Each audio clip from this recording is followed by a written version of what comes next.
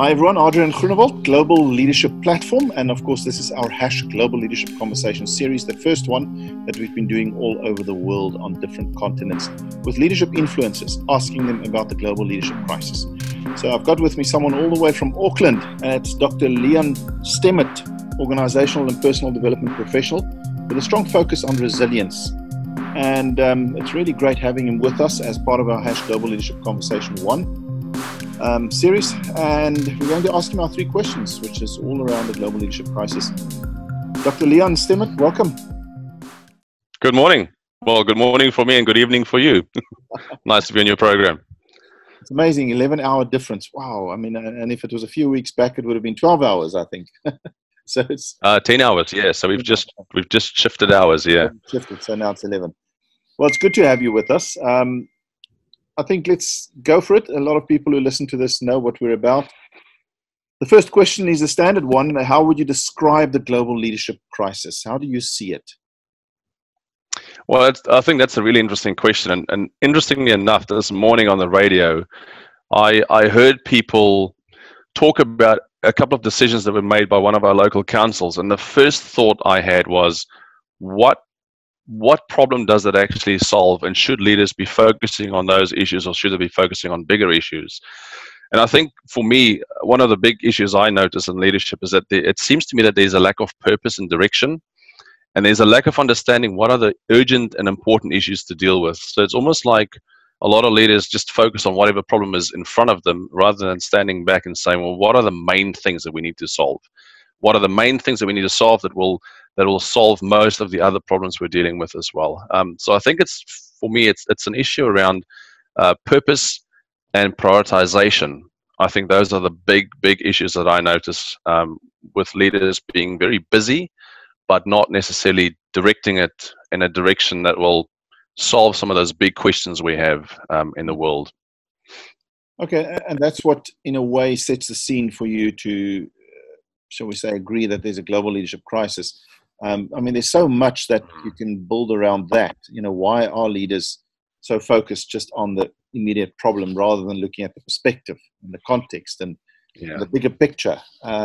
Is it just part of the nature of the speed of life, the interconnectivity, the craziness of the times we live in?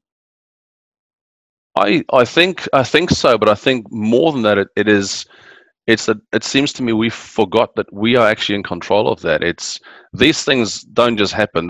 The bureaucracy, the administration, all of these bits and pieces that we're working on so hard are not things that just happen out of its own. It's things that we've put in place as human beings, as people, and as leaders. Somebody decided to put those bureaucratic rules and regulations in place, and someone can decide to change it as well. And I think that's my point is that we as leaders, we need to make that call. We need to make a call where we say, look, enough is enough. It's not always just about the numbers. It's not always just about the bureaucracy and following the rules and the regulations. The bigger question is, should we be following the rules and regulations? Are these the correct rules and regulations? And I think one of the phrases that I use very often in my leadership meetings is, yes, I know that we might all be on the same page, but are we on the right page? And that for me is a pretty big question. And it normally gets people to think a little bit more about, what is it that we're doing? Are we doing what we're doing, or are we doing what we should be doing? And I think it's very important to just there's always an awkward silence when I ask that question. When I say to people, look, we are on the right page. We are on the same page, but I'm more interested in about whether we are actually on the right page. And that normally steers the conversation in a completely different direction. And often we end up asking ourselves that question about, is this a priority for us? Is this something we need to fix? And if it is something we need to fix, well, then how do we fix it and take the conversation in a different direction? Because I think everybody I work with, they're very stretched. Their time is very stretched, and it's often stretched in the sense that they're busy with things. As leaders, they're busy with things rather than being busy with people and helping people and guiding people and mentoring people and growing people. And it might actually be a New Zealand specific thing as well, where here I definitely notice that there's more of a focus on getting things done rather than leading people. And it might just be the nature of the businesses we have here. Most of the businesses here are small to medium enterprises. There are very few very large businesses. And so maybe that's just the nature of it all. But that doesn't mean that we shouldn't, as leaders, focus more on people rather than things that we need to do. So interesting what you're saying. A preoccupation with being on the same page to the detriment of being on the right page. Very interesting concept. Yeah. Okay, so Lehan, let's see. What is the most important quality or attribute we need to develop or awaken or improve in leaders if we are going to turn around this global leadership crisis? What do you put at the top of your list? On the top of my list, I think we need to be very clear on the fact that as leaders, we are there to lead people. Number one, that's the number one thing that we need to do. Lead people, grow people, empower people. And I think aligned to that is also I've got a slight concern around not just the leadership capability, but the selection of leaders, how we select leaders into those roles for being leaders. Often what I notice is that people might be in an organization for quite some time, and they're selected into a leadership role because they've been there for quite a long time. And this is probably one of the most common issues that I deal with in my role, in my capacity, is that leaders are selected because they've been in an organization for a long time, but they actually haven't been developed through a process. I think leadership is something that can be developed, but these people have never been developed into those leadership roles before they were put into the leadership role. So they've got a very big misunderstanding of what's actually required.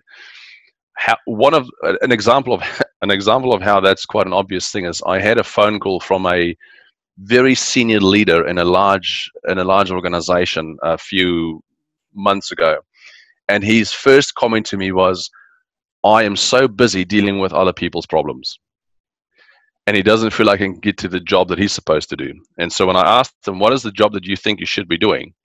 what he described was tasks and not people.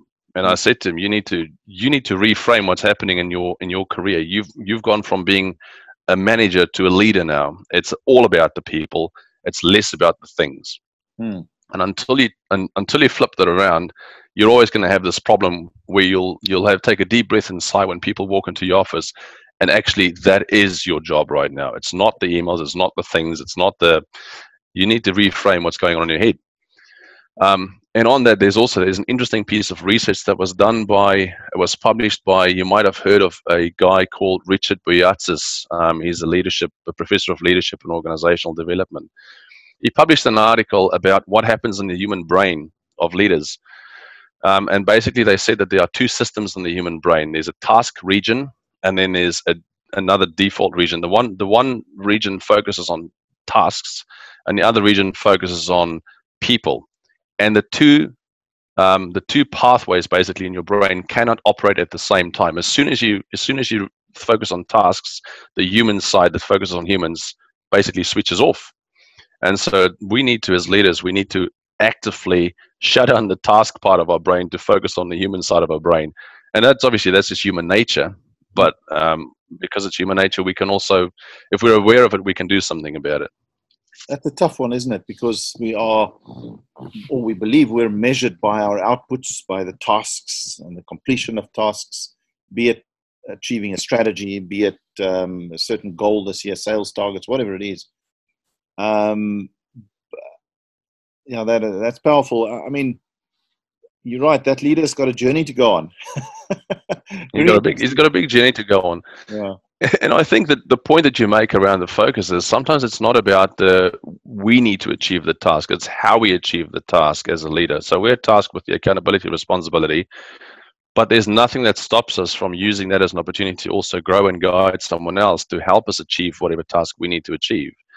And I think I always see things as almost everything is an opportunity to grow the next leader. So if there's a task that I'm accountable for, I would always try to see if I can find someone else who can deliver on that task, and I kind of just help them to achieve the task so that we achieve whatever we need to achieve, because it's an opportunity to grow the next level, to grow the next leaders as well. It's not just about me achieving whatever we need to achieve. There is a whole team of people, and they're very competent, and they're very keen on also stepping into leadership roles going forward. So it's a great opportunity to grow those people who are willing to step up and who are competent and who are ready.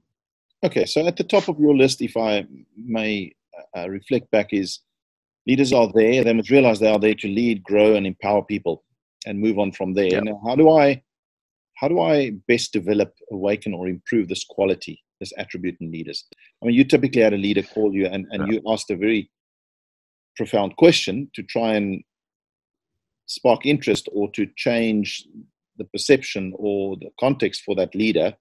But in essence, we do all this leadership development all over the world, billions of dollars, and we're not achieving much, actually. So if that's the top of your list, give us some pointers. How do I change a person in a senior leadership position who actually deep inside believe that my primary job is to get the tasks done? And people are there, fine.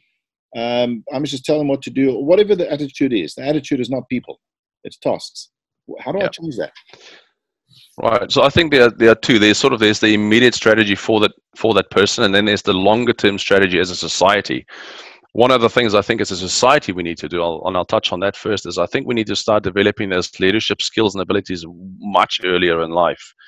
One of the things that gave me great heart is at the beginning of this year, I went around New Zealand speaking at a couple of conferences to kids as young as 10 to 12 years old about leadership. And there were thousands of them, and they were all interested. They were selected to become future leaders, and they were all introduced to other leaders to understand what is it that I need to do to become an effective leader. So I think the first thing is I think we need to develop those leadership skills, personal leadership skills, and then leading others as well, way earlier in life, so that by the time people get to those senior roles or the mid-level roles into the senior roles, they're ready. They're ready to lead. They know exactly what it's about, and if they're not up for it, then they won't put their hand up for it.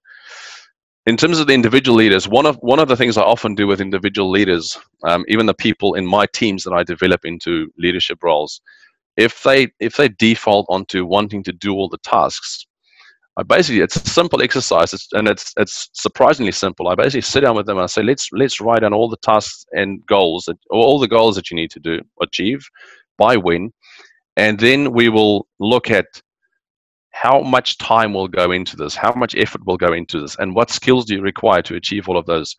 And very soon you realize that they simply don't have the time to achieve all those tasks, or they don't have all the skills to achieve the tasks, and that they have to work through others to achieve those tasks. So it's a mindset that is, once it's on a piece of paper and you ask people, how will you achieve this? Then very quickly they realize that actually I need to, and so then the strategy changes from how will I do this to who will I get to help me to achieve this? And what do they need? Do they have the skills? Do they have the abilities? Do they have the resources? Do they have whatever they need to achieve what we need to achieve as a team? And it's a simple exercise, and it's surprisingly simple for me. But it replicates every single time I do this with someone. It replicates where they realize, like, almost we've got to help them to understand what they need to do next, and that it is about the people. It's not about the tasks. And I think that's a powerful way of doing it. The other way of doing it is also in New Zealand we have, as like I said, many smaller organizations. In some of those instances, it really is about just being very straightforward with someone, giving them just telling them like it is. And I think one of the issues I have there is, for example, a few months ago, I was working with a CEO in an organization. They became very successful, and they've now got global offices. They've got offices all over New Zealand, some in Australia, the UK, and in the USA. And the conversation we had went something like this. I said to him, you are the CEO of your organization because you started up that organization. You are now a global corporation. You're not the CEO of a global corporation, and you've never led a global corporation. As a leader, should you be the CEO of that organization, or should you be someone who finds a CEO to lead your organization for you on a global platform? It doesn't mean that you stop being the leader when you stop being the CEO. It means you are the leader because you decided you want to put a CEO in place who will run your business successfully, because you're going to compete now on a global platform that you've got no idea how to lead in. other than putting people in place who can make that happen for you. And so become a majority shareholder, become the chairman of the board, whatever you need to do. But you need to lead this business by putting the right people in place now. Otherwise, this business that you put your heart and soul into simply won't make it through the next 10 years. So that's just, these are two strategies. One is to help them to see it, and the other one is to help them to see it by just being very direct with them as well. And I think leaders often appreciate that level of directness. Someone telling them how it is, because they don't often hear that. You know, they hear what people think they want to hear rather than what they should be hearing. Correct. Dr. Lehan Stemmet, thank you so much. Lehan Stemmet, really good to hear from you all the way from Auckland. Your voice is out there. We appreciate it. Organizational and personal development professional or expert, focusing on resilience very much. Also leading inside an organization. We appreciate your views. Thank you. You've given us some good insights. And thank you. We look forward to sharing it out there. Before we let you go, very quickly, something about where you live, other than the New Zealand team that we're probably going to meet in the finals of the World Cup, of course. It looks like that's heading to a big old Springbok All Black final. Auckland, 30 seconds on what makes it such a wonderful place. So for those of you who have never been in Auckland, Auckland reminds me very much of Cape Town in South Africa. It's kind of a similar climate, similar kind of city. It's a beautiful city. It's sort of they call it the big little city. It's definitely not as big as some of the cities in South Africa, but it's a beautiful place. It's safe, and it's the hub. I think about a quarter of the New Zealand population live in Auckland. It's quite a spread out city as well. So the CBD is quite small. And it's very central where we live. It's quite central to a whole bunch of other places as well. Traffic is not great for anybody thinking about Auckland. Traffic is I think it's the same in any other bigger city. Traffic is always a bit of a pain. But it's a very, very diverse place. So many nationalities. I hear a lot of Afrikaans in Auckland as well. So you can't even say things in Afrikaans and get away with it. There's a lot of Afrikaans speaking people. And it really is a beautiful place with a good climate. And a lot of diversity, which is good for us. I, on a daily basis, speak to people from probably about, I'd say, 15 to 20 different countries. Wow. So it's a great place to live. Yeah. Yeah, it does sound a lot like Cape Town, doesn't it? Also, the traffic is a mess there in its own way. So thank you, Dr. Stemmet, for joining us on Global Leadership Platform for the Global Leadership Conversation 1. And we look forward to engaging you again soon. Thank you very much for your time. All the best in the World Cup. You too.